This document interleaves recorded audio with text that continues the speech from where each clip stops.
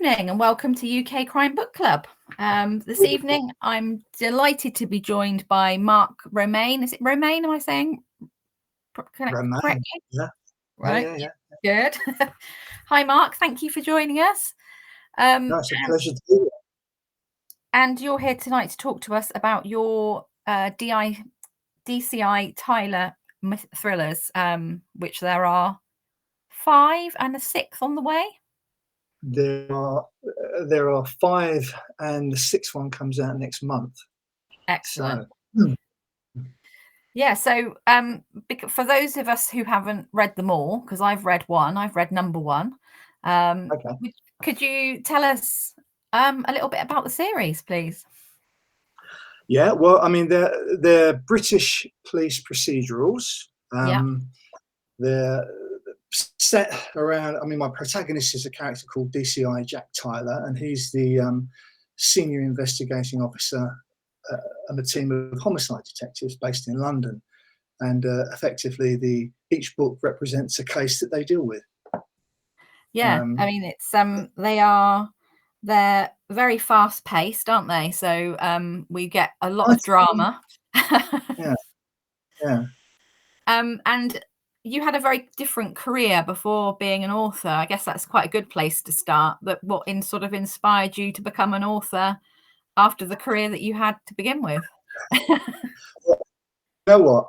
Since I was a kid, I wanted to write a book. Yeah. I used to read books. I used to read comics, and I used to think I'd love to create the whole world building thing, the characters, the stories. Yeah. You know, you'd read something and you think, wow, that was wonderful. I'd like to do something like that. Or if I'd been writing that, I would have done it this way, and it would have been so much better.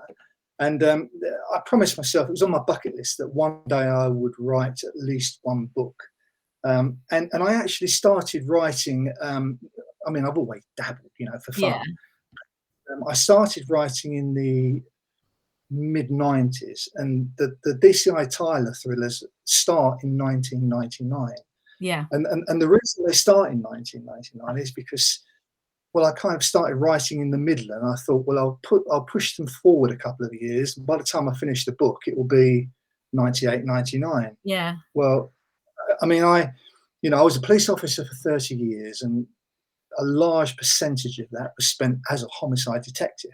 And, working the hours that you work, running the type of cases that you run, it's just not conducive to writing a book. No. And I'd find that massive, I'd have a trial running, or when a job broke the first 2 weeks, you could be literally getting 4 hours sleep every night. It really was intense. So you don't have the headroom to do anything else? No, I mean, it was literally, sometimes I'd come home and everyone would be asleep, and I'd crawl into bed and I'd close my eyes, and just as I was dozing off, the alarm would go, and I'd wake up feeling physically sick. Yeah. And I'd crawl out of bed and get ready and go in, and it could go like that for the best part of a couple of weeks. I mean, some jobs broke very quickly and we'd solve it in a couple of days. Some jobs were real stickers and they took forever.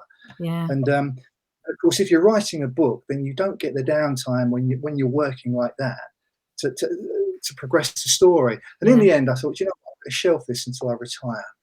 And I retired in February of 2015. And I thought, okay, now's the time. And I dug out my. It was all saved on a disc, because obviously it was all very crude. I used to save version after version, so I'd read through it and it'd all be very similar, but not.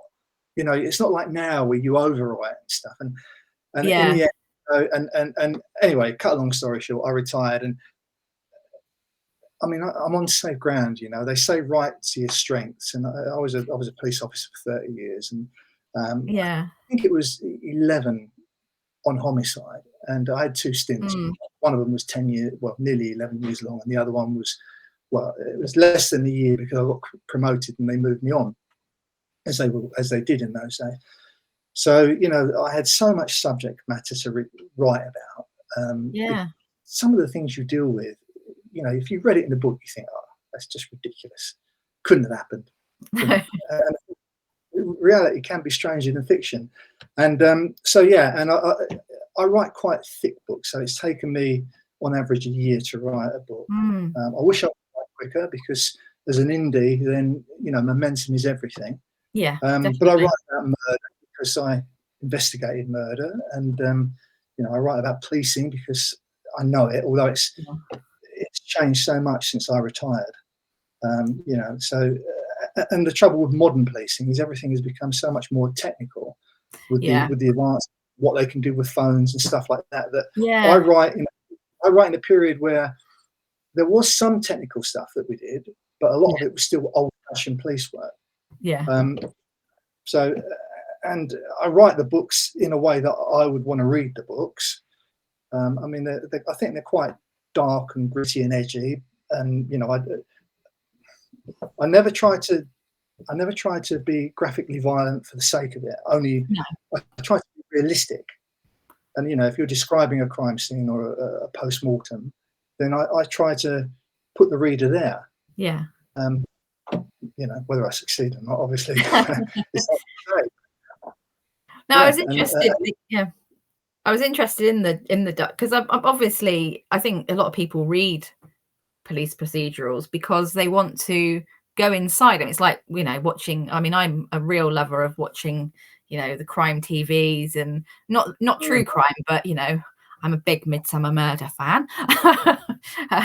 So am I. But you see, my wife hates watching anything to do with police shows with me, because I just sit and I huff and I tut and I shake my head.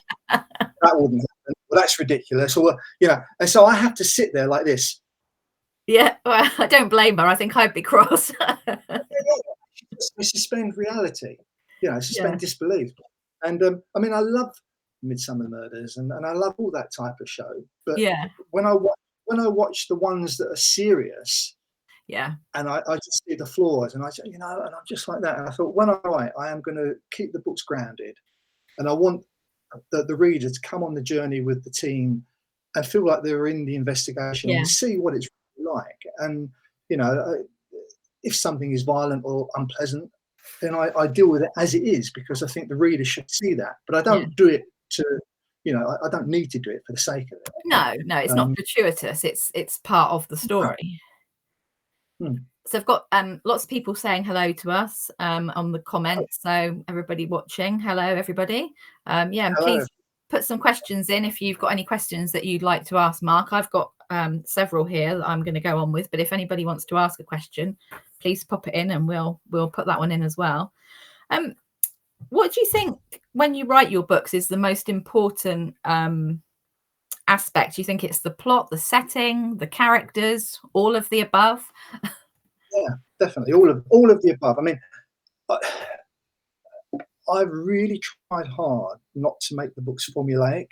To a certain extent, you are hampered by the fact that your protagonist is going to take on a case, is going to investigate the case, or she is going to investigate the case and hopefully solve it.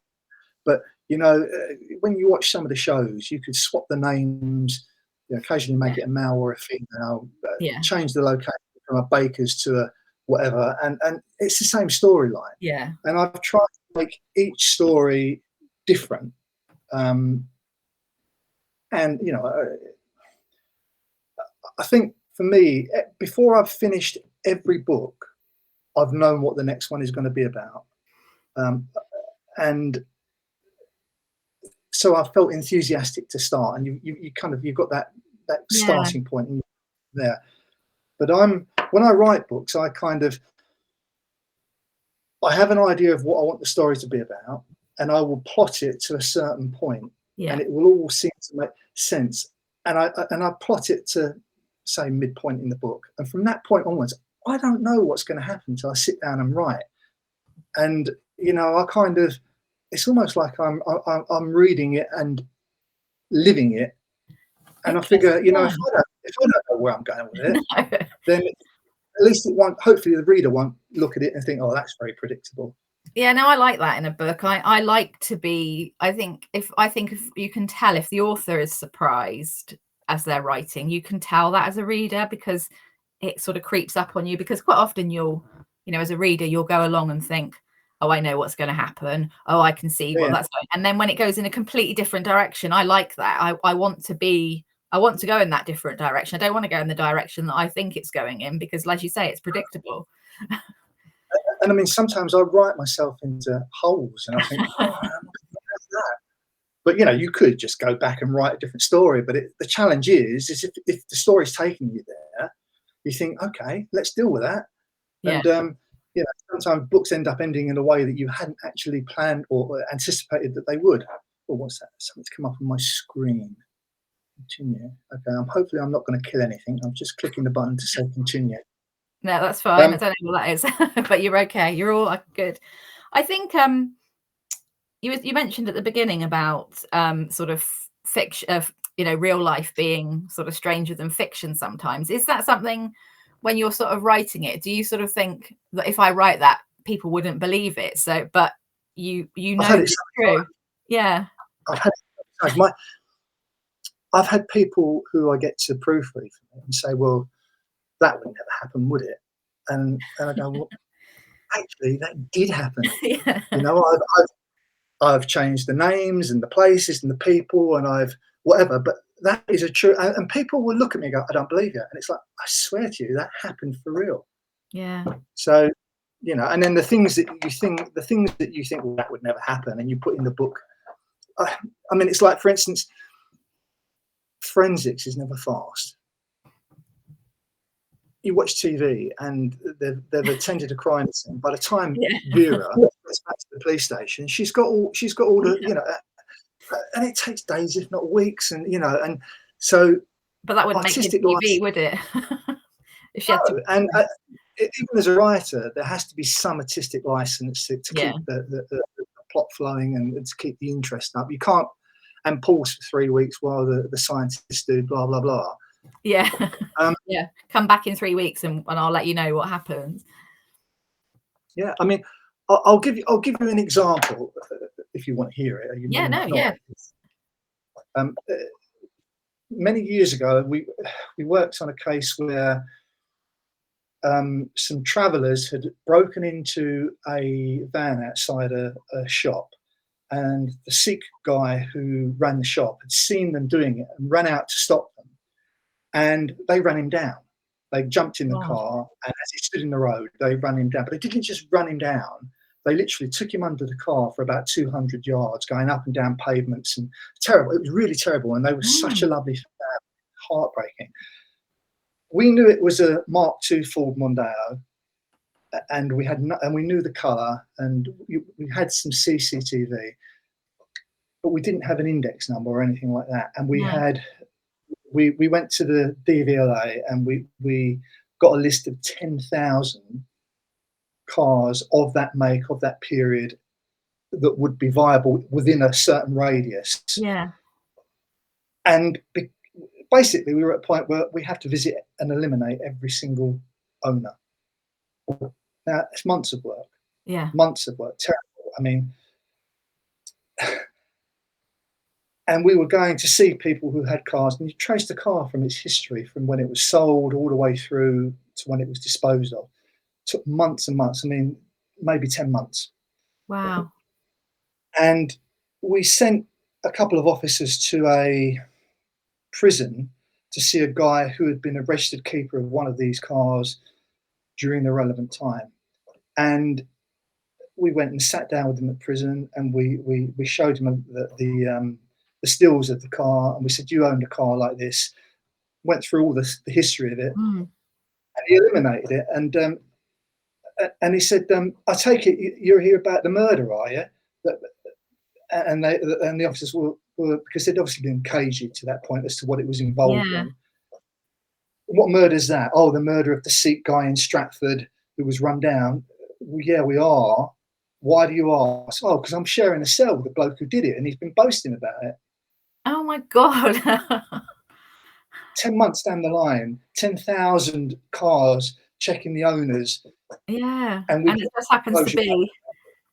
If I put that in one of my books, people would think, oh, you're taking the easy route. Oh, that's not true. It couldn't happen. Yeah. And it really did. Yeah.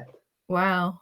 That's amazing. I mean, it's just, I imagine the sort of like your wealth of experience and the stories, you could probably pretty much go on forever, I imagine, with your series.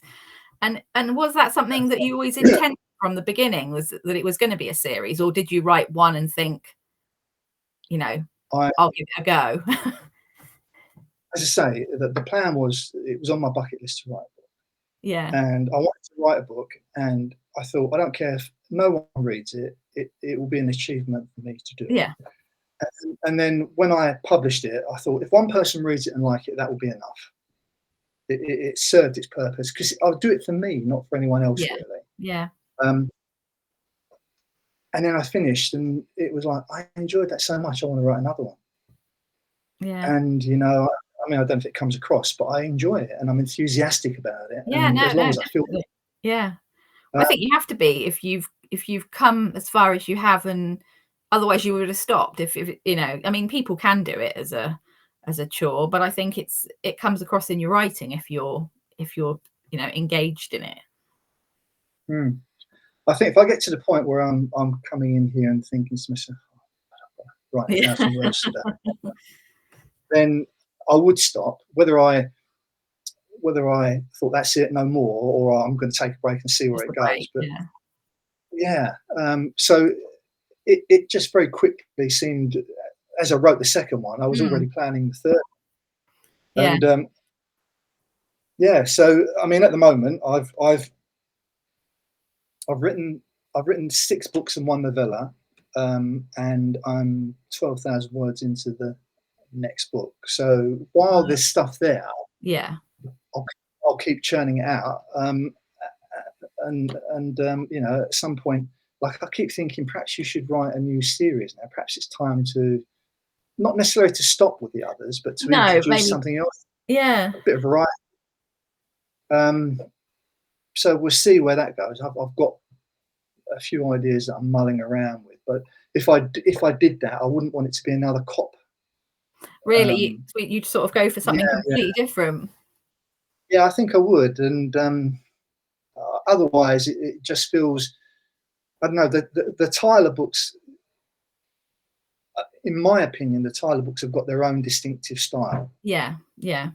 Obviously, you know, you whether you read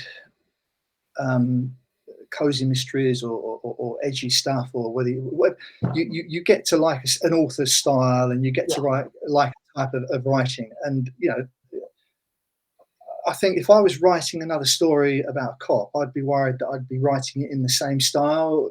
Yeah. And you know, in my mind, I'm thinking that's just different people doing the same thing. So I think if I write something else, then it should be a complete sea change. Yeah, no.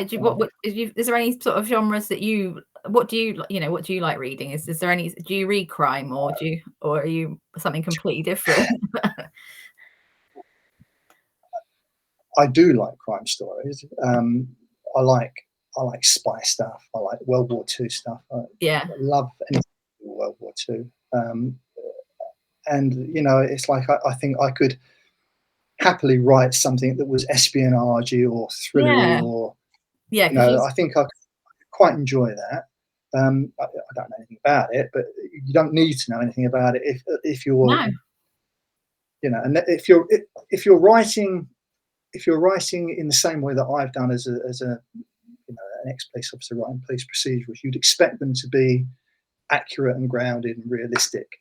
Yeah. But if you're reading a police procedural by someone who's a writer by trade as opposed to a retired police officer, then you know, you have a lot more slack than you would someone like me. Yeah. And likewise, you know, if you read the Jack Reacher books, Lee Child wasn't ever an American Army officer or a British Army officer. No. But the books are fantastic. So I think you can, as a writer, you can dip in toward that. It's knowing how far to take that side of it, and how far to concentrate on the writing side of it, or the journey. Because I think as well, with your, you know, obviously you've got the research. You don't have to spend. I mean, I don't know if you do research as well. I do. Yeah, I do. But for me, research is more like revision. Yeah. as opposed to going out and you know, in terms of things like the discipline side, the camaraderie, the banter, the gallows humour, Yeah. police procedures themselves, court procedures. I don't need to look that up, but you No. know, there are times when you look up. I mean, this book 6, the new one that's coming out, Wolfpack, it deals with predatory paedophiles, which I mean, it's been the hardest book I've ever written, and to be perfectly honest, in times through the research where I honestly thought I'm going to bin this. It's just not pleasant. No. You know, I have fun with my bad guys, with my villains. Yeah. You know, I can really enjoy getting into the villains, and doesn't matter whether they're good or bad or vicious or whatever. I can have fun with that, but you can't with that. You know, people who are abducting children and abusing. It's just stomach churning. Yeah. So that for me took a long while to research, and you know, I really had to force myself to get beyond that to do the Yeah. writing. It was a real challenge. But yeah, but normally if I might look up stuff because I can't remember, for instance, with the when you're talking about cell sighting with the telephone, and you're talking about the azimuths where you're breaking down the with a cell, you've got a circle and an azimuth. It's cut into 3 sections. It's one third of it, and you know, you might want to look up the technical side of that so that you can explain it better in the book. But I don't need to look up and understand the processes. No. So it's a huge head start. Yeah, and I mean, I guess that's, you know, they always say, don't they, like, write what you know, and I guess that sort of writing from what you know in that period is sort of gives you that sort of, you know, I guess it's comfortable in a way, in that way, that you know that, you know what you're talking about, you know, would you want to go back to policing now? No. I joined the job in the mid-80s, and I loved it. It was wonderful. But by the time I retired, everything had changed so much. And, you know, I just feel sorry for anyone doing it now, because it's just, well, I won't even start on that. No. So, you know, I think I joined at a wonderful time, Yeah. and I was there for a time when you could genuinely do the job, and you had support, and you had backing, and the Yeah. public didn't always like you, but generally speaking, you know, if you were a police officer, it stood for something. Whereas now, I think, as a police officer, you don't have that support or trust. The levels of knowledge are not there. I mean, I speak to people who have recently retired or who are still in the job, and they all say it's changed beyond recognition. And you know, there are still plenty of good people going in it and doing it for the right reasons, Yeah. but there are also people who, in my day, just would never have got through the paper sieve, No. and that's terrible. And Yeah. you know, for instance, I did 20 weeks at Hendon, and it was like being in the army. It was so strict. It was so strict, and you marched everywhere. Your uniforms had to be immaculate. You were inspected. If you failed an inspection, you were up before. I mean, you know, there were punishments, Yeah. and it really was quite grueling. You had exams every other week, and if you failed one, you were on report. If you failed 2, you were out. Wow. It And was the really, pressure really was. And you know, now I think they get something like 4 weeks training, and then they're sent out to be puppy walked by someone, and they're just not ready for it. And it's no, not. no, It's that doesn't seem right. very much, does it? Well, no, and because you know, when I finished my probation at Hendon, I went to a police station, and I was puppy walked for another 10 weeks before joining a relief. So you were really, really looked after and taught Yeah. your trade. You weren't thrown out there, and you did make mistakes. Yeah. You know, for instance, I don't know if you've heard of an author called Jonathan Cox. He writes the Nostril series. Yeah, I think I have. Um, I think I've heard the name. yeah. Well, he was based at Stoke Newington, and he writes about a character who joined the job in the early 80s, I think it was, and his nickname is Nostrils, and he's a PC, and he goes through his service from a probationer all the way through, and stuff. They're brilliant books, absolutely brilliant books, and there's a lot of humour in there, but a lot of the humorous things that Jonathan talks about actually happened, and it's like, I arrested someone because I got a name check on them and they're a disqualified driver. Were they driving? No. When you're fresh out of training school and you just, and that's the sort of thing that. Well, I guess everybody when they start a new job, everybody makes mistakes, but you don't think about actually the consequences if you're doing it as a police officer or somebody that actually it's really important. When you've arrested someone and put them in handcuffs and driven them to a police station and deprived them of their liberty, and then you take them before the customer and you say, I've arrested him because I've done a name check and he's a disqualified driver. And he was driving. What vehicle was he driving? Oh, he wasn't driving. It's like, that's an unlawful arrest. And you've done it with the best of intentions, but, yeah. It's like, if you've got a custody, obviously, you now think, I've got to deal with all of this. Yeah, this is going to be a lot of paperwork. But, you read it in the book and it's hilarious, but it didn't happen very often. No. People who did probably didn't stay in the job very long. But, things do happen. I mean, God. Yeah. Anyway, moving on. Well, actually flipping that completely. So your book, so Turf War, which is the one that I read, it's set in London. It's sort of gang warfare. It's gritty. It's brutal in places. It's dark.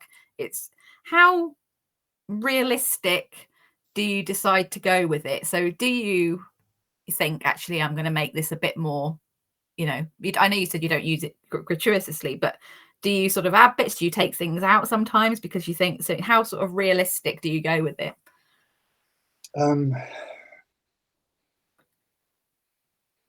I'd like to think I'm realistic to the point where you kind of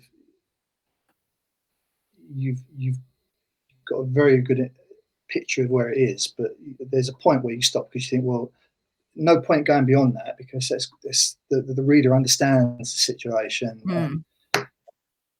I mean, there's a scene in Turf War at the beginning where Livingston goes to recruit the hitman up in Manchester. Yeah. And I mean, that's having dealt with people who have actually been killed in that way. It's like you want to get across how absolutely awful it is. Yeah. But you don't want. It's a fine line, It's a fine line where you don't want it to just sound gory because. No, not for the sake of it. Just but you want it to, But I mean, the people, the characters, sort of Livingstone, Goliath, they're, were they those sorts, those sort of, the baddies, as I call them? Are they sort of based on real? Are they, are they part imagination? Are they, based on people that you've sort of been aware of, or you've come across?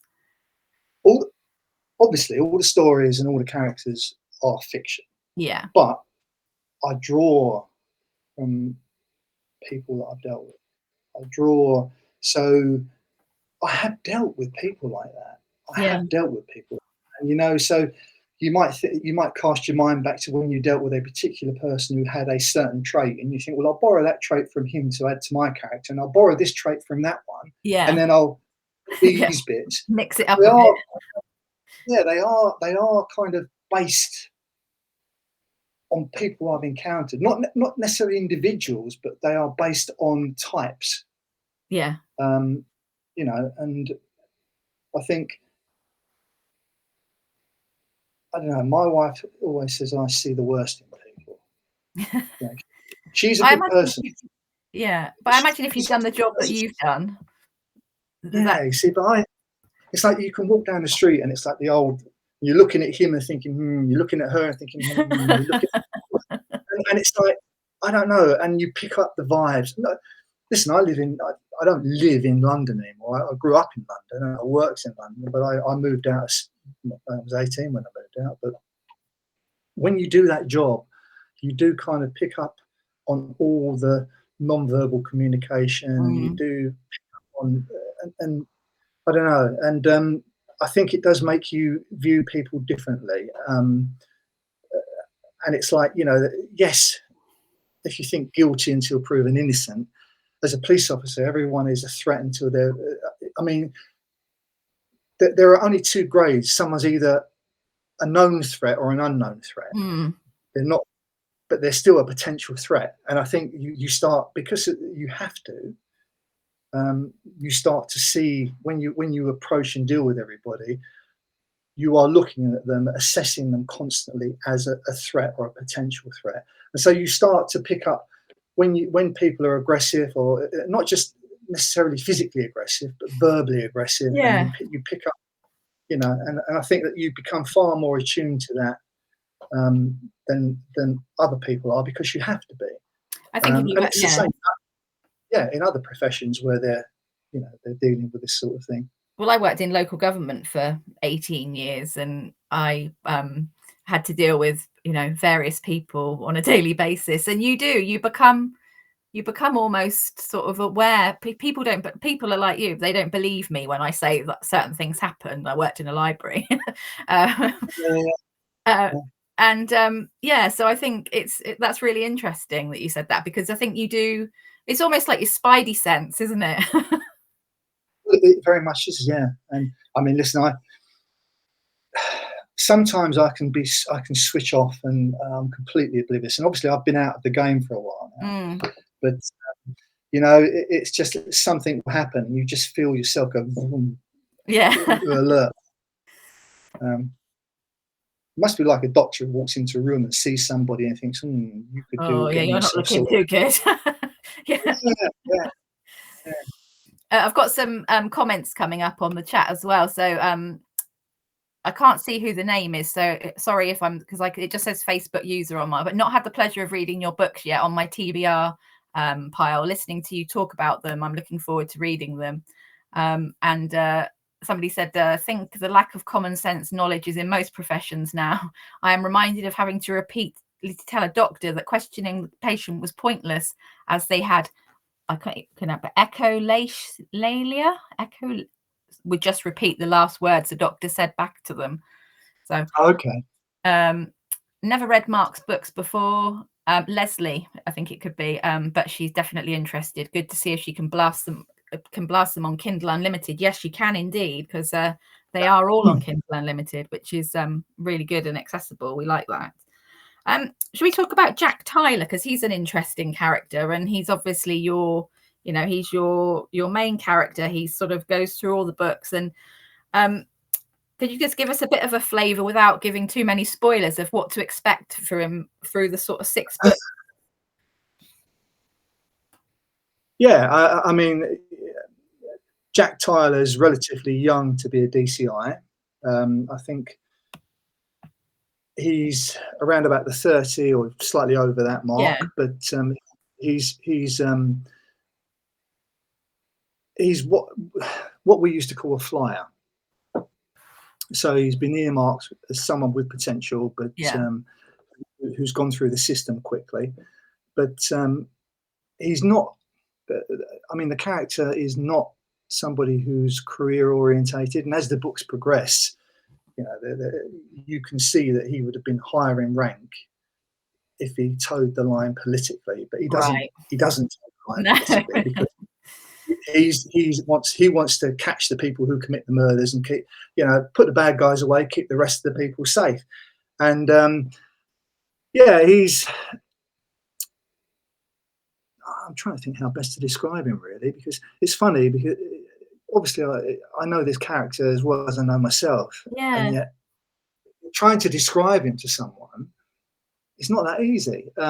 He's a detective chief inspector. He's strong-minded. He's very focused, very driven, stubborn. He's very impatient. He wants everything yesterday, if not sooner. Yeah. And I think that's the phrase I use in most of the books, because I've worked with people like this. They're running an inquiry, and it's like their will could bend metal. Yeah. He's that guy. we are going to do this. But he's quite shy. He's not loud or outspoken. No. He's been married. I mean, in the first book, he was married, and his marriage didn't last because she felt he was married to the job and she was the mistress, or the other way around. Yeah, I like that. Yeah, which is something that happens a lot with people like Tyler in real life. You know, you get to a point where if your partner doesn't understand the commitment, well, Yeah. it's not a job, it's a way of life, and literally you could get a phone call at any time. We're in the frame for the next murder, a job's broken, oh, we're on our way to a wedding, or it just all gets put. And you know, if you haven't got someone who can understand that, it can cause bitterness, resentment. And you know, Jack Tyler's a man who wants to have a wife and a child and wants to be settled and wants to do all of that. You know, he's reaching that point in his life where he's thinking, oh, if I had a son, I could take him to see Arsenal and we could go skiing and we could, because I'm an avid Arsenal fan. Me and too. Obviously Tyler has. Are you? Yes. Excellent. I saw that when I saw it in your thing. I was like, oh, good. That's okay. We'll get on. Yeah. And but by the same token, he lives and breathes the job, you know, and hopefully that comes across, that once he takes on a case, that becomes his life. And there's not really, and there's a budding romance between him and I don't think it shows in this one. It starts in the next one, right, as the romance goes on. But you know, in the first book, his ex-wife gets involved in a nasty steaming incident in a train, and her current partner starts leaning on Jack for support, and Jack doesn't even like him, but he still ends up being there for him. Yeah. And I think at one point in the story, he even says to him, "You know, I don't even like you." Yeah, but he's that kind of guy, you know. Yeah. So No, I really liked him actually. I thought he sort of, you know, sometimes, you know, characters you don't warm to them, but actually I really liked him. So I think that's important, isn't it? Especially when you're starting a series, you want to like, you know, want to like the main character. You don't want to, because otherwise there's no point, is there? You're not going to be invested if you don't, you know, you don't sort of think. Because I don't know if you've there's although there's I don't know if you've read any of the Anthony Horowitz books. He writes a book, The Hawthorne. He likes that's sort of set with him and a detective, and I really dislike the detective in it, but I think you're supposed to. Yeah.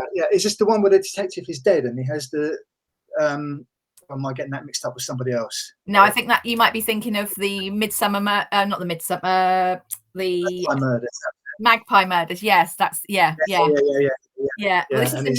this is another series that he did, and and the detective is, I think he grows on you. I think he's unlikable to start with, but he grows on you. But I think with Jack, I liked him straight away. So yeah, I think that's There is a character in there called Kevin Murray at DC, called Kevin Murray. I don't know, I can't remember how much he features in the first book, but I wrote this guy with the purpose, the express intent of making people dislike him. Yeah. And you know, because I just felt that everyone has worked with someone like Kevin Murray, who everybody's worked with Kevin. Yeah. And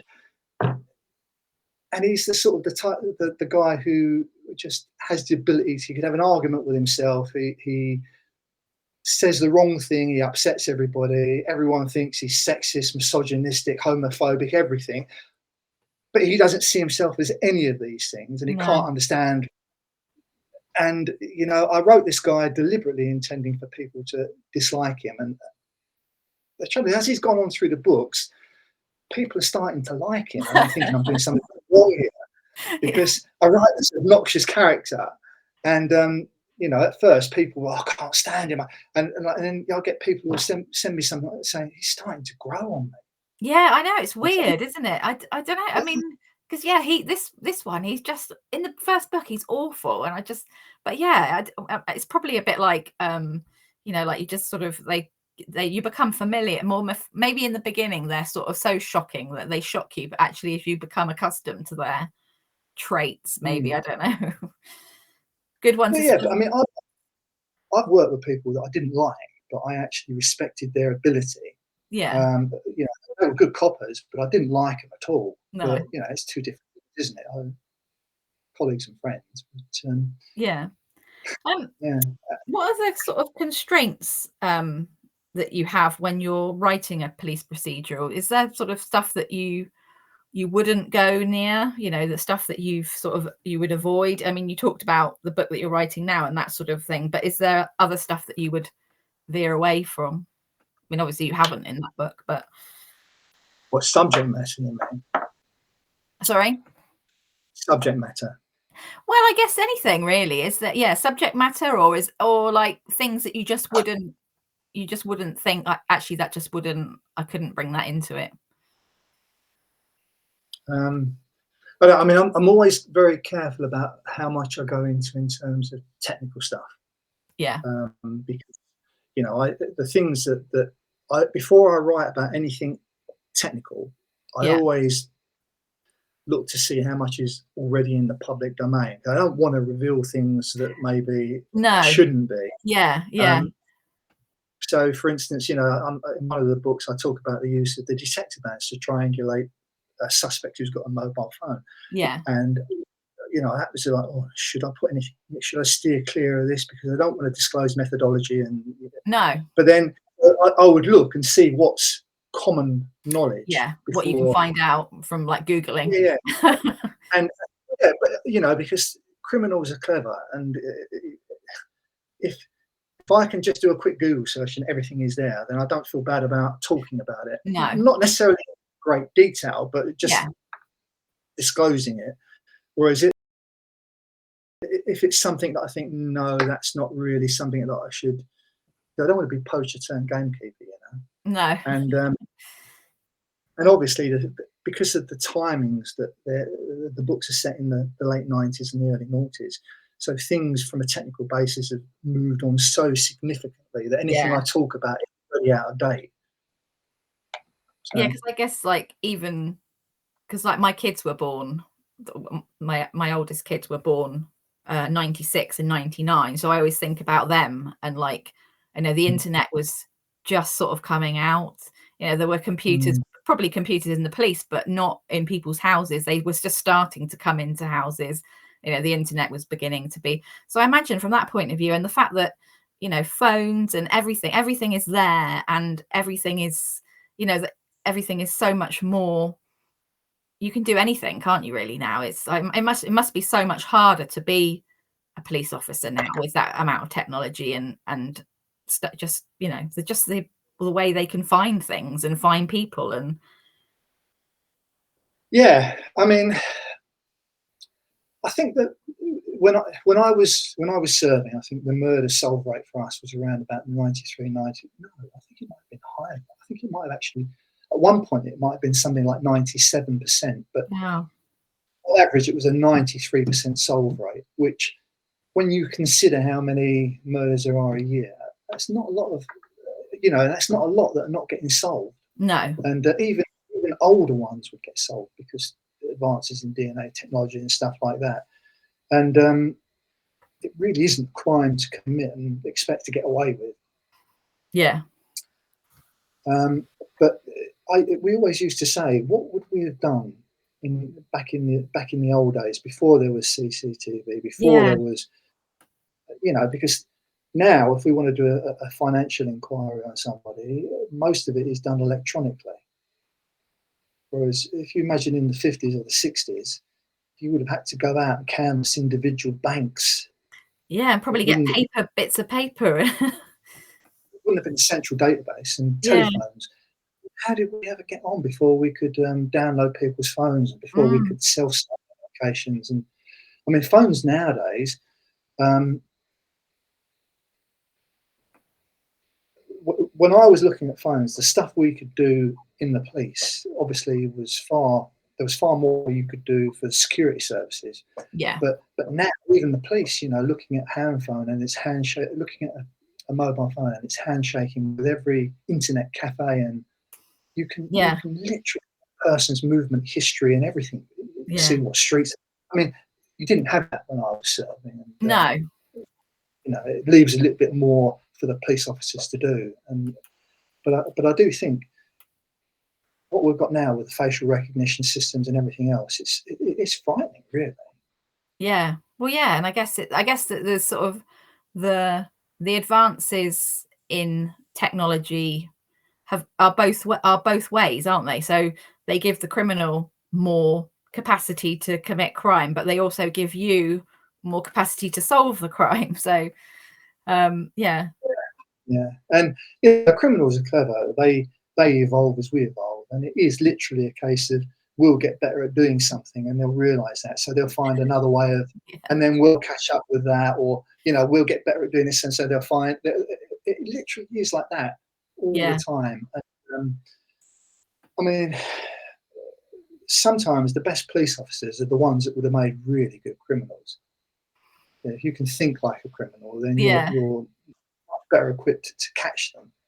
And I've worked with people who you think, you know what, if you hadn't joined the police, you would have probably, if you'd had an upbringing, you would have probably been a very successful criminal. Yeah.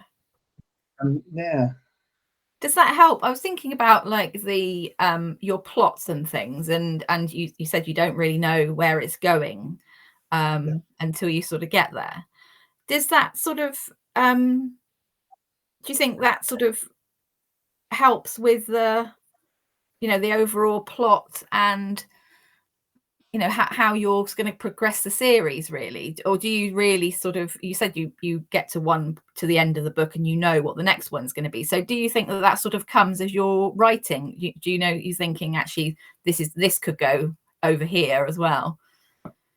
Yeah, I mean, sometimes I'll write a book and I'll end up not using parts of it. And then I think, you know what, that would make a separate story. So I'll bank that over here, and I'll come back to that later, and I'll use that as the idea of a story from which it will grow. I mean, the current book, or the one that's going to be coming out, Wolfpack, there was a whole section of that book that I'd written, and I didn't end up using because I thought it kind of I wanted it to be a subplot or a separate strand, so that quite often I'll write things where you've got several different things going on that are all separate and gradually merge, or they're links. And I just thought that it went against the atmosphere and the feel for the book. It took the reader to a different place and changed the mindset and the emotion. No, this just doesn't work. Didn't work. And I took it out and I put it aside, and then I thought, do you know what? As a standalone, that would be really good. Yeah. So I'll go back to that, because it I think when you're reading a story and you get into the vibe of the story, if something takes you out of that, it just shatters the illusion.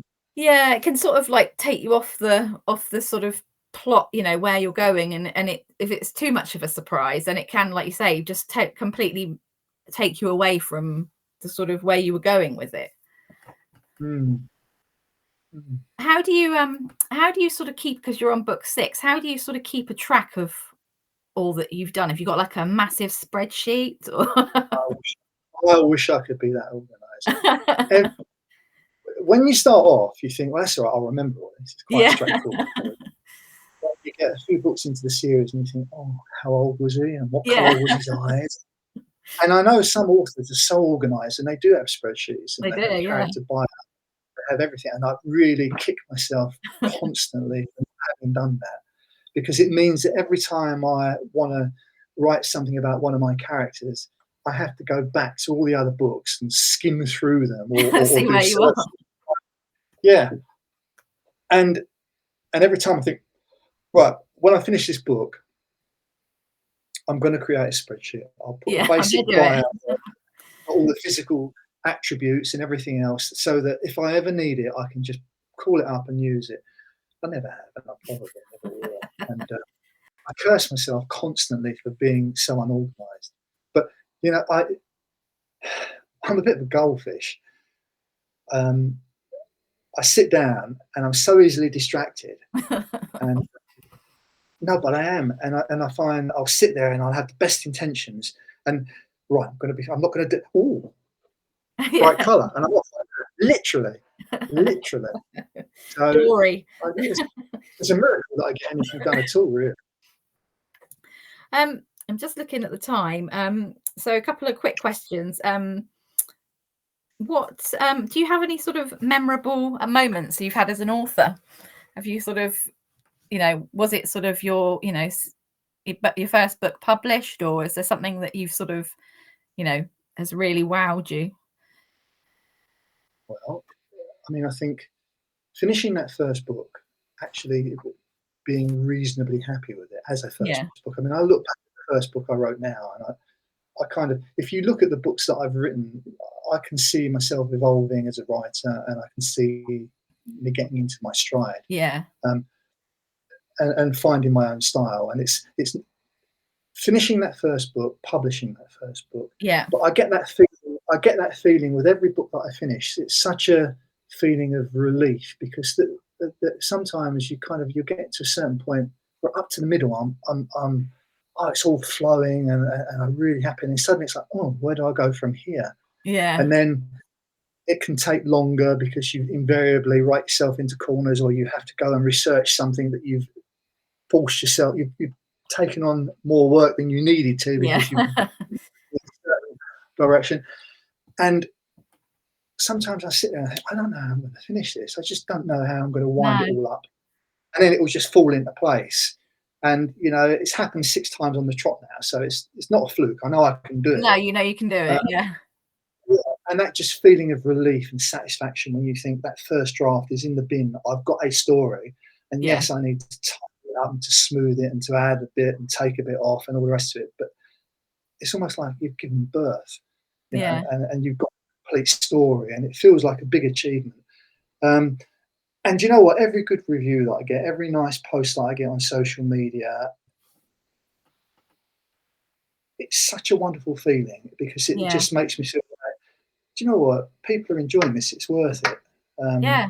And it's not. I don't think it's vanity. I think it's insecurity. Because you always question yourself. Oh God. And Yeah. then when Yeah. someone says, "I've enjoyed that," Yeah. I don't know if it's validation is the right word for it, but it's just that feeling of relief that you think to yourself, do you know what? All that time that I've sat there and I've struggled, and Yeah. I was going to say I'm pulling my hair out, but obviously I'm. But and then someone says, "Oh, I really enjoyed that." It's such a great feeling that Yeah. that makes everything worth it. And so those are the kind of things that stick out for me. Yeah. I've met some really nice people along the way, and I've made some really good friends. And it's like, I don't know, it's been a great journey, and I am Mm. enjoying it. Good. Yeah. Um, yeah.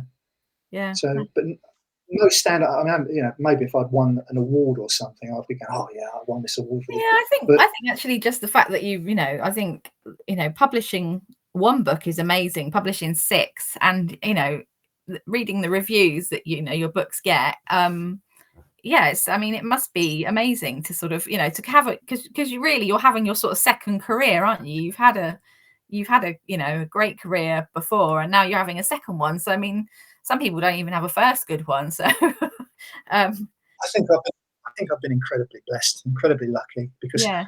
I did 30 years as a police officer, and it was a wonderful career. I enjoyed it so much, and I think I was so lucky to have had Mm, a career that I loved, because I'm the sort of person that I don't think I could do something that I didn't enjoy. no.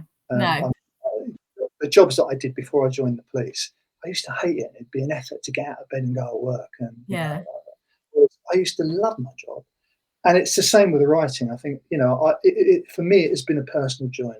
Yeah. I didn't start writing because I expected fame or money, and I haven't been disappointed in that way. But you know, I didn't do it for No. gain. I didn't do it for. It was a personal journey, and I've really enjoyed it. And it's given me. Everyone needs a purpose, don't they? Yeah. Everyone needs something to motivate them. And I mean, I do try to do as much as I can for the kids. I do have a life apart from the writing. But it really has been something that it's been a journey to go on, and it's been something that really given me motivation just to, I don't know. But I'm not explaining it very well. I mean, for an author, I think, I think you. I mean, I think the fact that you are, you're writing book 7, is, that you wouldn't. There's not that you need that motivation, don't you? Because if you just didn't enjoy it, you wouldn't bother. Because it's easy. Well, it's easier not to write than it is to write. And listen, I mean, I am the king of procrastination. I really am. And, I am. And I think all writers are to a certain extent, but I think I probably, well, I think it is a talent that I do have, and my wife would tell you that it's an annoying trait that I've got, and it is. But yeah, I think if I couldn't do this if I didn't enjoy it. No. And because I do write for me, and I think if I'm enjoying it, then hopefully readers will enjoy it. Yeah. If I don't know where it's going, then hopefully it would. The worst thing is you pick up a book and you think, oh, I know exactly where this is going. Oh, yeah. No, exactly. Yeah, and obviously you can't please all the people all the time. There are going to be people who don't like my work and don't like the way I write, and that's fine. But if you get one that does, that makes up for all the hard work. Yeah, no, definitely. So just before we finish, would you like to tell us why we should read your series? You should read my series because you will make me a very happy man if you do. No, listen. If as I say, I write very gritty British police procedurals. They're fast-paced. I'd like to think that they're full of action. There's some gallows humour in there as well. The stories are. It goes against the grain to sort of bang my own drum here, but I'd like to think that the stories are very realistic. If you're interested in policing and police procedurals, if you want to be a fly on the wall with a real murder team, then I've written these like they're real inquiries with real people, and the roles that people perform, the characteristics. It could just be my murder team. It really could be. That's what it was like. Yeah. And if you want to come on a journey and see the investigations, then read them. Each story, I'd like to think, is different. They're not formulaic. No. And as I say, they're fast-paced. There's a fair few twists and turns in there. Hopefully, it will keep you guessing. And I think only Jack's Back is the only true whodunit that I've written. That was specifically written as a whodunit. Whereas the others, isn't it? That's book 2. Yeah, no, I've got that's what. Yeah, I'm gonna go on to that one next. Well, yeah, and but no, look, if you like fast-paced, action-filled police procedurals, if you like stuff that's dark and gritty, then it will probably be up your street. If you're easily offended, don't read my books because they are set in the 90s and early noughties, and they're about people who would have joined the police in the 80s, and so I've started now putting a sort of an advisory in the front of my book saying they do feature mindsets and language that wouldn't be considered necessarily appropriate today, might even be considered offensive, but back in the time, they're written of the time. Yeah, they're written of their time. If I was writing a book set now, I wouldn't use the language and the kind of mindset that you'll see in these books, but they are reflective of how things were at that time. Yeah. So if someone said to me, they didn't say to me, they wrote a thing saying, it's using sort of language and stuff that's been out of date for decades, but they're set decades ago. Yeah. If you can't appreciate they're set in that time period, don't read. No. Well, I will put a link in the chat at the end so that you can click on and see Mark's books. And And thank you so much for joining us. I've been absolutely fascinated by chatting to you. I could probably chat to you for another hour, but yeah, we'd love to come on again, and we'll talk about another book in another time. Yeah, thank you, Karen, for having me. Thank you for giving me a chance to come and talk to everybody. And you've made it really easy. You've made it very comfortable to talk. So thank you. Thank you. Thank you, Mark. Thank you, everybody. Join us again soon. Thank you. Bye. Bye.